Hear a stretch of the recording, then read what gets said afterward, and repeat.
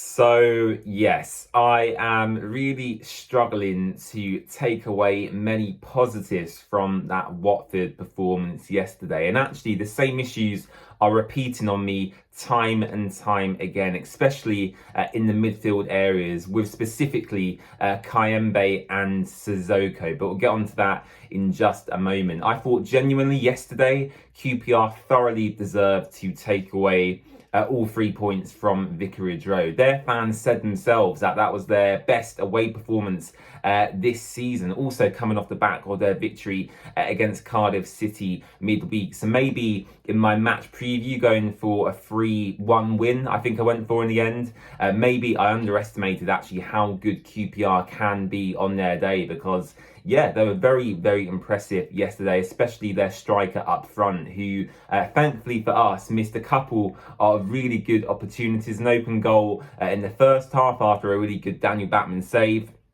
And then in the second half, I think it was the same player, Silar, who was running through on goal and actually hit the post with his shot that Daniel Batman couldn't get anywhere near. So Watford, once again, yesterday at Vicarage Road, whilst we continue our very good unbeaten run under Tom Cleverley at home, I think we were very, very lucky. I think the issues for Watford primarily have to be in their midfield areas.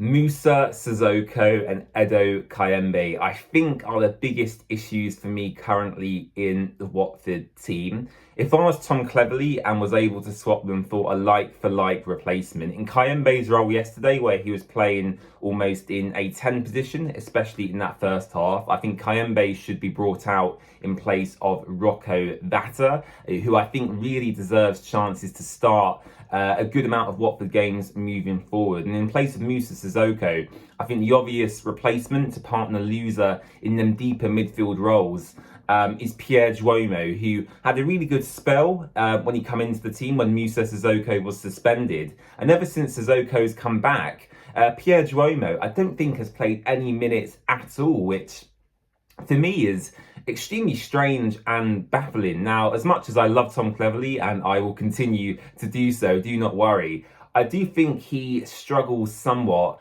to set up a midfield, which is quite funny considering primarily as a player, he did play in that kind of box-to-box central midfield position. And it's baffling to me why he can't see that Sissoko and Kayembe are not working. Both of them players, especially Sissoko, in my opinion, lack any sort of defensive positional awareness. I mean, there was countless times in the game yesterday where QPR players who Sissoko was meant to be tracking or man marking completely run past him. Sissoko wasn't really aware of what was going on, and that resulted in subsequent chances created or shots on goal that Daniel Batman had to try and deal with. So yeah, Sissoko for me is the biggest problem, but I do think over time Edu Kayembe, as much as he has his positives in regards to his shooting when he has the chance to do so, I think Kayembe should also be brought out for Rocco Vata. So yeah, as I said there, the two changes I really want to see moving forward, if we are to stick with the same system, is Kayembe out and Rocco Vata in from the start, because I do think he has deserved a chance from the start now after his cameo appearances. And I think Sissoko should come out, which won't happen, I don't think, because Tom Cleverley has named him captain. And I think Pierre Duomo should come in because, yeah, Pierre Duomo, when Sissoko was suspended, I thought played really, really well in certain parts of matches. And for him to only be 20 years old and doing quite well at this level, I think is a testament to his potential ability and professionalism. Whereas you look at Sissoko now, I'm sure Sissoko trains very well, and I'm sure he's a consummate professional at the training ground. However, I do think that watching him this season, especially in the last 2 months or so, yeah, he's looked absolutely past it for me on a football pitch. And I don't think playing in that deeper two, he has enough legs now to kind of track back and do more of the dirty work. And Imran Loser, who I thought again was our man of the match yesterday in the game, yeah, Losers having to cover for 2 or 3 players who aren't maybe doing the roles that they should be. So I do feel sorry for Loser in that aspect, albeit it's great to have Loser back playing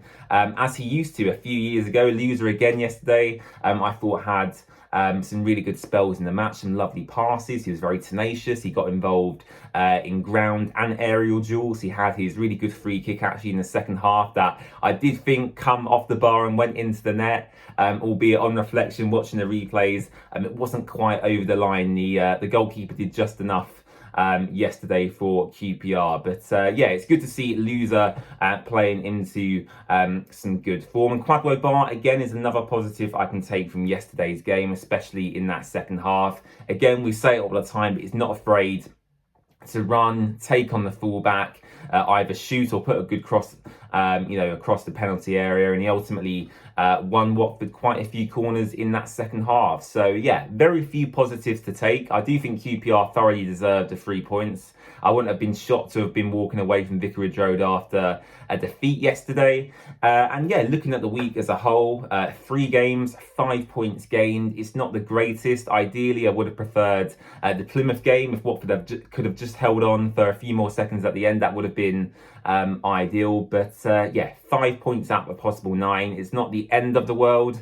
We just have to ensure we keep going with this good home form, whether that be through good play or luck at times. And then obviously away from home, turning a few more of them defeats into draws and a few more of them draws into victories, hopefully, as well. So yeah, a very interesting game yesterday. Let me know your thoughts on it in the comments section down below. Don't forget to subscribe to The Watford Way, leave a like on the video, and we'll be back very, very soon looking ahead to Cardiff City next weekend. Bye-bye.